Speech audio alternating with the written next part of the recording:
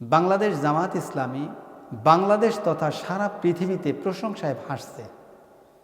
এই প্রশংসার কারণগুলো কি?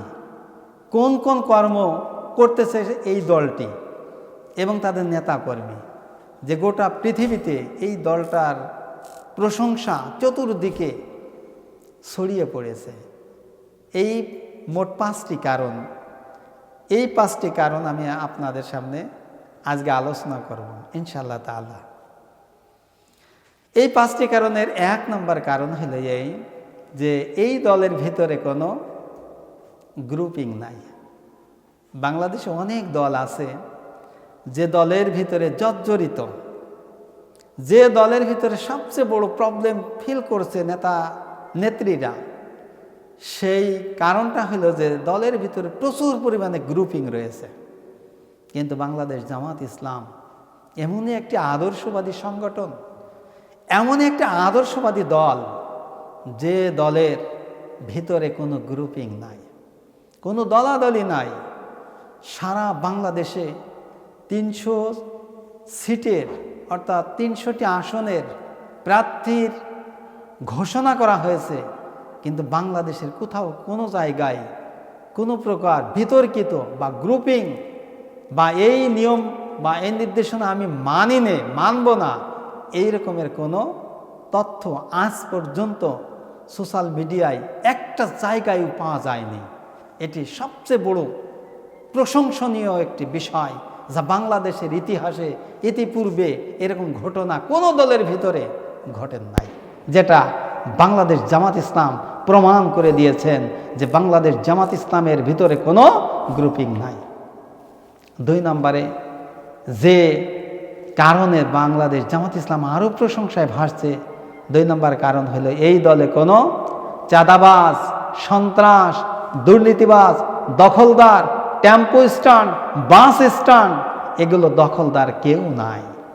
কারণ এই দল এত বড় একটা বৃহত্তম দল, 5ই আগস্টের পরে এই দলের ভিতরে কোনো চাঁদাবাজ, কোনো টেন্ডারবাজ, কোনো দুর্নীতিবাজ, কোনো সন্ত্রাস, কোনো বাস টেম্পো স্ট্যান্ড দখলদার কোনো ব্যক্তি আজ পর্যন্ত পাওয়া যায় নাই। কারণ তারা এইগুলো তারা দখল করতে চায় না, তারা দখল করতে চায় মানুষের হৃদয়। সুতরাং তারা এই মিশন আর ভিশন নিয়ে মানুষের হৃদয়টাকে জয় করার জন্য এবং আল্লাহ রব্বুল আলামিনের নৈকট্য অর্জন করার জন্য তারা মাঠে ময়দানে মানুষের দ্বারে তারা তাদের কর্মসূচি, তাদের সমাজসেবামূলক কাজগুলো মানুষের দুয়ারে তারা পৌঁছে দিচ্ছে। এই কারণেও কিন্তু জামাত প্রশংসায় ভাসছে। 3 নম্বরে যে কাজটার কারণে জামাত প্রশংসায় ভাসছে সেই কাজটি হলো এই দলটি চলে ক্যাডার ভিত্তিক কায়দায়। উপরের নির্দেশ যেটা আসে, উপরের নির্দেশনা যেটা আসে ঠিক সেই অনুযায়ী এরা কাজ করে। সুতরাং উপর থেকে যে নির্দেশনা আসে, এই নির্দেশটা শুধু উপর থেকে যদি নির্দেশ আসে তৃণমূল পর্যায় পর্যন্ত 100 এই কর্মসূচি বাস্তবায়ন করার জন্য তারা সর্বাত্মকভাবে প্রচেষ্টা করে। বাংলাদেশ জামাত ইসলাম যদি কোনো প্রোগ্রাম যদি ফিল করে, কোনো প্রোগ্রাম যদি করে, সেখানে কোনো মারামারি, কোনো ঠেলাঠেলি, কোনো চেয়ার ভাঙ্গাভাঙ্গি, কোনো হট্টগোল, কোনো মারামারি, কোনো অশান্তি সৃষ্টি তারা করে না। তারা সুন্দর এবং সুশৃঙ্খলভাবে তারা ক্যাডার ভিত্তিক কায়দায় তারা সেই প্রোগ্রামটা 100% তারা বাস্তবায়ন করার জন্য তারা চেষ্টা করে, যেটা অন্য দলের ভিতরে খুবই অভাব। অন্য দলের ভিতরে এই সুশৃঙ্খলের চরম অভাব আমরা দেখতে পাই। বাংলাদেশের বিভিন্ন জায়গায় ঢাকা বিশ্ববিদ্যালয় থেকে শুরু করে সমস্ত কলেজ, ইউনিভার্সিটি এবং হাই স্কুল পর্যন্ত তারা যে ইফতার মাহফিল দিচ্ছে, হাজার হাজার লক্ষ লক্ষ মানুষের তারা ইফতারি করাচ্ছে, কারোর কাছ থেকে 10টা টাকা নিচ্ছে না। তারা নিজেদের পকেটের টাকা খরচ করে তারা এই ইফতার পার্টি দিচ্ছে, ইফতার মাহফিল তারা করছে।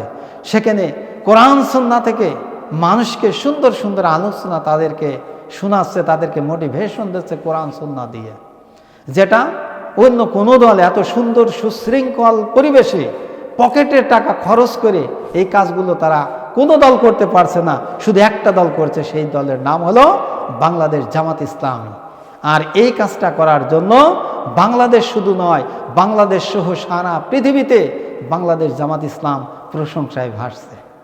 4 নম্বরে যে কাজটি করছে তারা, এই দলের নেতা কর্মী দেশের ভিতর কোনো ব্যক্তি যদি কোনো প্রকার বিপদে যদি পড়ে, তাহলে সিনিয়র নেতৃবৃন্দ সেই বিপদগ্রস্ত ব্যক্তির বাড়িতে, সেই ব্যক্তির বাড়ি যদি আপনার একদম ভিলেজ এলাকায়, একদম গ্রাম্য এলাকায়ও যদি হয়, তাহলে বাংলাদেশ জামাত ইসলামের সিনিয়র নেতৃবৃন্দ, এমনকি ডাক্তার শফিকুর রহমান পর্যন্ত সেই অসহায় ব্যক্তির পাশে ছুটে চলে যাচ্ছে।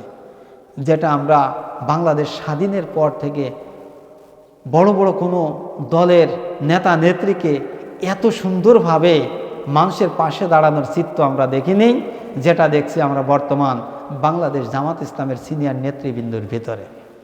এই যে কাজটা করছে, এটা তো সমাজসেবামূলক কাজ। বাংলাদেশের আফামত জনতা তো এইটাই চাই, যে দুঃখে সুখে এবং দুঃখে আমাদের দেশ পরিচালনার দায়িত্বে যারা থাকবে, কোনো ব্যক্তি যদি বিপদে পড়ে, তাহলে তারা দ্রুত গতিতে তার কাছে ছুটে যাবে তাকে সাহায্য সহযোগিতা করার জন্য। যেটা বাংলাদেশ জামাত ইসলাম এই কাজটা সুন্দরভাবে সাকসেস হয়েছে, যার উপর ভিত্তি করে বাংলাদেশের আফামত জনতা, খেটে খাওয়া দিনমজুরি মানুষ থেকে শুরু করে হাই কোয়ালিটির লোকজন পর্যন্ত সবার মুখে একই কথা, বাংলাদেশ জামাত ইসলাম কত সুন্দর একটা সুশৃঙ্খল দল। এরা দেশ এবং দেশের মানুষের কল্যাণে তারা তো নিবেদিত। ইতিপূর্বে জামাতের এই কর্মকাণ্ড, তাদের এই ক্যারেক্টার, তাদের এই চরিত্র এত সুন্দরভাবে, স্বাবলম্বীভাবে, স্বাধীনভাবে উপস্থাপন করার কোনো সুযোগ সুবিধা এই দলটি পায়নি। পেয়েছে মাত্র 5ই আগস্ট 2024-এর পর থেকে এই 6-7টি মাস তারা এই সুযোগটা পেয়েছে।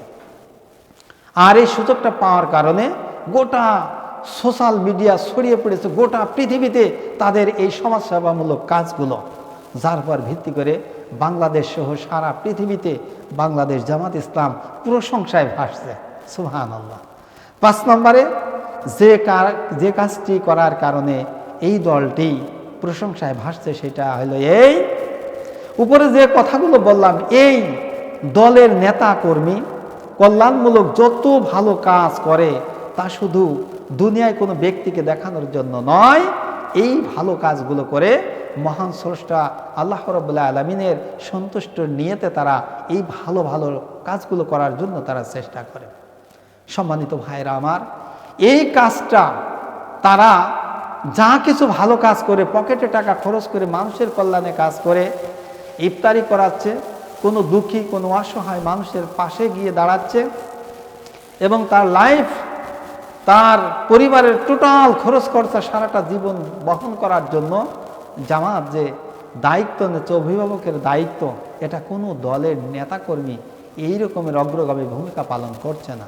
আর জামাত যা কিছু করছে, এর মূলে রয়েছে আল্লাহ রাব্বুল আলামিনের সন্তুষ্টির জন্যই তারা এই কাজগুলো করছে। তাই আমি সর্বপ্রথম এই যে 5টি কারণে জামাত প্রশংসায় সারা দেশে ভাসছে, এই বিষয়গুলো আমি উপলব্ধি করতে পেরেছি বলেই আমি আপনাদের সঙ্গে এই বিষয়গুলো আমি শেয়ার করলাম। আসুন ভালো কাজগুলো মানুষের সামনে উপস্থাপন করার জন্য চেষ্টা করি। যে দলই আমাদের দেশে আসুক, দেশ এবং জাতির কল্যাণে যারা কাজ করবে, আমরা তাদের পাশে আছি, আমরা তাদের সাথে আছি, এবং তাদেরকে আমরা সার্বিকভাবে সকল দিক থেকে তাদেরকে সার্বিক সহযোগিতা এবং সাপোর্ট দেব। আল্লাহ সুবহানাহু ওয়া তাআলা আমাদের সকলকে দেশ ও জাতির কল্যাণে কাজ করার তৌফিক দান করুক। এই আশাবাদ ব্যক্ত রেখে আজকের আলোচনা পর্যন্ত শেষ করছি। আসসালামু আলাইকুম ওয়া রাহমাতুল্লাহি ওয়া বারাকাতুহু।